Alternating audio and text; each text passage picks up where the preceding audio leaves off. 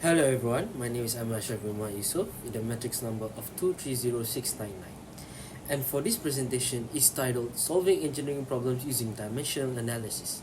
In this short video, I will walk you through how fluid properties and dimensional analysis are used to simplify and optimize HVAC system, a system of my engineering choice. And this is for the introduction. Dimensional analysis is a powerful method that engineers use to simplify complex systems. Instead of working with many separate variables, we convert them into a few dimensionless groups. In this case, I apply it to an heavy HVAC system, which is heating, ventilation, and air conditioning system, which is responsible for maintaining air temperature, velocity, and humidity in buildings. In this slide is the problem setup.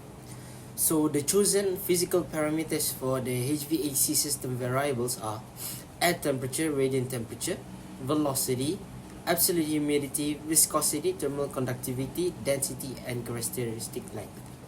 So we can say that the HVAC system involves airflow and heat transfer.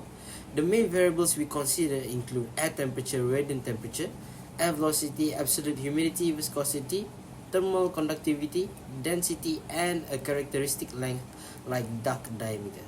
These are all that affects the system performance. And in this slide, we can see that the engineering system descriptions in a HVAC system. So fluid flow occurs in two primary forms. First, air as fluid.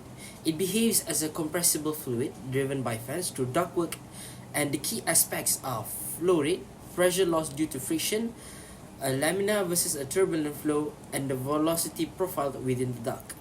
And the second primary form is liquid flow. In chillers, split systems or heat pumps, fluid absorbs and releases heat through closed-loop systems. Fluid mechanics and thermodynamics govern pumps or compressor operation. So as you can see in this slide, we are going to be applying the Buckingham Pi theorem. As you can see inside the table, we have around 8 variables and 4 dimension groups, which are be equaling to 4 pi groups that we are going to make today. So our first pi group is temperature over TR, which is the temperature ratio, and our second is the Reynolds number, and our third pi will be the heat transfer group, and our fourth pi will be the scaled humidity. So by using the Buckingham Pi theorem, we reduce the 8 variables to 4 dimensional group. This includes the temperature ratio and Reynolds number for flow behavior, a heat transfer related group, and a humidity ratio. This simplification makes analysis and optimization much more efficient. In this slide, engineering significance of dimensionless groups. So there are about 4 engineering significance that we can use from our applying the application of the Buckingham Pi theorem to our variables and producing 4 pi groups. So first we can do simplifying complex systems, and then second we can generalizing across scales, guiding design and optimization, and last but not least, reducing computational load.